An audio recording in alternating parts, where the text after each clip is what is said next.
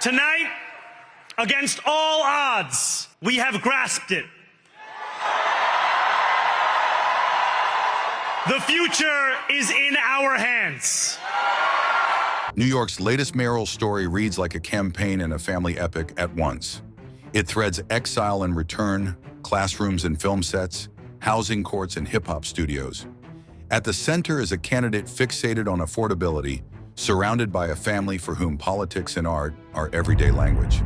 This is how that story unfolds and why it matters now. Roots of Exile, Zohran Mamdani, first drew headlines for an unapologetically progressive agenda. The deeper draw is the history that shaped it. He was born in Kampala, Uganda, 5 years after his father, the political thinker Zohran Mamdani, returned from exile. Mahmoud had been forced out in 1972 when Idi Amin expelled Ugandans of Indian origin.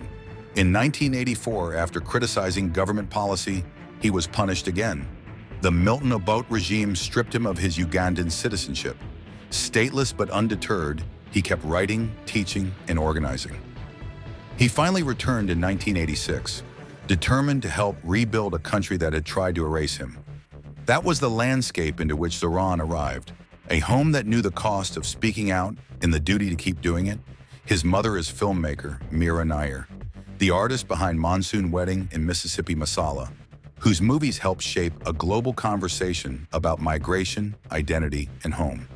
Long before red carpets, she invited audiences to see familiar stars, including a young Denzel Washington in new ways. Mahmoud and Mira form a rare pair. Both Harvard graduates, both international voices, both committed to using ideas and art in public life. Mahmoud now teaches at Columbia University, so Zohran grew up where scholarship, storytelling, and social justice overlapped. At dinner, on walks, and between projects, he absorbed the rhythms of evidence-based debate. His father's life showed the stakes of politics. His mother's film showed how culture changes, how politics feels. Both lessons stuck. Crossing early worlds, the family's geography mirrored its ideas. After a stretch in Uganda, they moved to South Africa when Zohran was 5, then to New York when he was 7. By high school, he spoke multiple languages of belonging, the cultural language of a diasporic home, the political language of post-colonial argument, and the literal language of New York's neighborhoods and subway lines. He graduated from the Bronx High School of Science, known for exacting standards and restless curiosity, then chose Bowdoin College in Maine, majoring in Africana studies. That choice wasn't a detour, it was a through line. In his family, history, power, and identity were the air he breathed. Before elected office, he worked as a housing counselor, fighting evictions across the city. Day after day in cramped offices and crowded hallways, he sat with people. One notice, one paycheck, or one emergency away from losing home. He has called that work transformative, the point where theory hits reality, where housing as a right becomes a person's name, a child's backpack, a kitchen table. In that crucible, he learned the limits of private charity and the possibilities of public policy, the difference between a sympathetic hearing and a legal protection, and the importance of showing up when the stakes are a set of keys. His creative life moved in parallel. Under the moniker Mr. Cardamom, he produced hip-hop, folding his mother's artistic influence into the grit and glide of city sound. The name was a wink to heritage and taste, a spice from home flipped into a beat for the block. It wasn't a side plot, it was another way to test ideas, collaborate, and speak to people beyond a podium. Art, politics, home. As his political profile rose, his parents' presence remained steady. Art, politics, home. As his political profile rose, his parents' presence remained steady. Over the past year, Mira Nair even stepped back from filmmaking to support her son's run in the most elemental New York way by feeding people. She cooked biryani and chicken for volunteers, turning kitchens into makeshift headquarters of gratitude. Mahmoud, now 79, watched the campaign gather momentum with a scholar's curiosity and a father's tenderness. "We hadn't bargained for being parents of a prospective mayor," he said, a line that holds disbelief and pride at once. Then came the shock to the political class. Zohran Mamdani won the Democratic mayoral primary, one of the biggest upsets in recent New York memory. The victory vaulted him onto the center stage. He had trained for in smaller rooms, tenant meetings, community boards, late-night budget sessions. Through the noise, he kept the message that got him there. Make New York more affordable. It's simple to say and punishing to deliver lower costs, fairer systems, in a city where workers and families don't age out of their neighborhoods because rent has outpaced reality. The spotlight can feel like a searchlight, and it often drags private lives into view. While he stayed fixed on policy, another presence drew attention, the person standing beside him. Love, scrutiny, resolve. Yes, he is married. His wife, Rama, is a Syrian artist with a strong creative resume. She works in illustration and animation, crafts built on timing, rhythm, and compressing paragraphs into frames. Her art has appeared in the Washington Post and the New Yorker, and she has designed posters for events across the city. She communicates through line and light more than microphones, keeping the focus on her work rather than her bio. They didn't meet at a fundraiser or film premiere. They met on Hinge, the same app. People delete, reinstall, and try again, when real life won't offer an introduction. The ordinariness is part of its charm.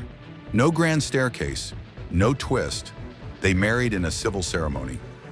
Earlier this year at the city clerk's office, simple and direct. Before that, they celebrated with Rama's family in Dubai. Photos show a joyful party with more warmth than spectacle. Despite online claims that tried to inflate it, reports put the venue cost at about $72 a guest, roughly what dinner and drinks can run in Manhattan on an ordinary night. As the campaign intensified and the relationship became public, internet critics circled. Some accused Mamdani of hiding his wife as if privacy were a plot.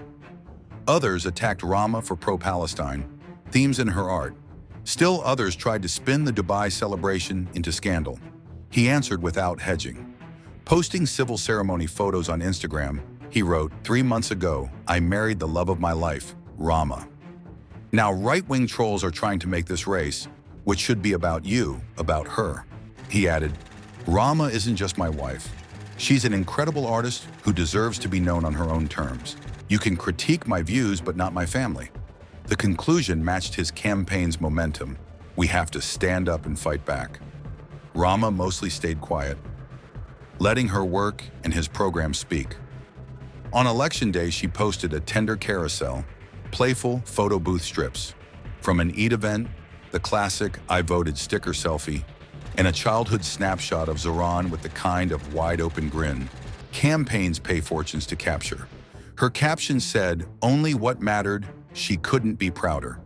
The post was personal and public at once, a reminder that politics is, in the end, about the lives it touches most closely. Election night introduced her to the city at full volume. Standing beside him as results arrived, she looked like what she is, a partner with her own craft, voice, and boundaries around what should be public.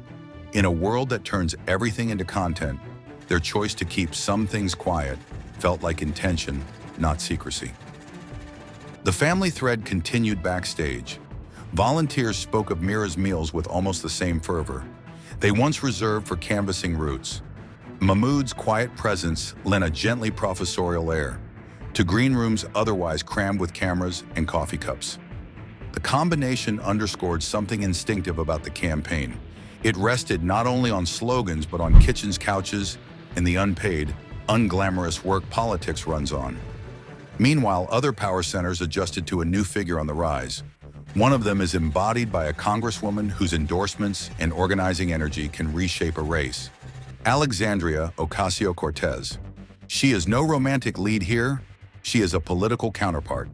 Her playbook, grassroots structures, message discipline, and a theory of change rooted in neighborhood power, has already redrawn New York's map. Whether as ally, critic, or catalyst, her presence hovers over any conversation about how a progressive mayor might govern. The whisper in city politics is simple. She may be shaping the city's next mayor. If this campaign began as biography, exile, and return, education, and service, it has become a test of what New York wants to be. Affordability isn't abstract. It's the difference between an apartment and a storage unit, a commute and a second job, a grocery run and a food pantry line. Housing policy isn't a white paper. It's whether a senior can stay near a doctor, whether a teacher can live within reach of a school, whether a small business can keep the lights on without moving 3 stops farther out. For a candidate who learned politics, watching a father stand up to government and a mother create entire worlds on screen, the stakes are plain. Make the city livable or watch it become a place people only remember. This story resonates because it feels familiar to so many New Yorkers. The immigrant arc, the hustle at a public high school, creative ambition colliding with next month's rent, friendships that become campaign networks, the love that keeps you grounded when strangers insist they know your life better than you do. Even the Hinge origin reads like a textured detail, not a twist. It all adds up to a New York truth. Nothing here is easy, which is exactly why it's worth it. Thanks for watching. Don't forget to subscribe to Epoch Dive for more amazing documentaries.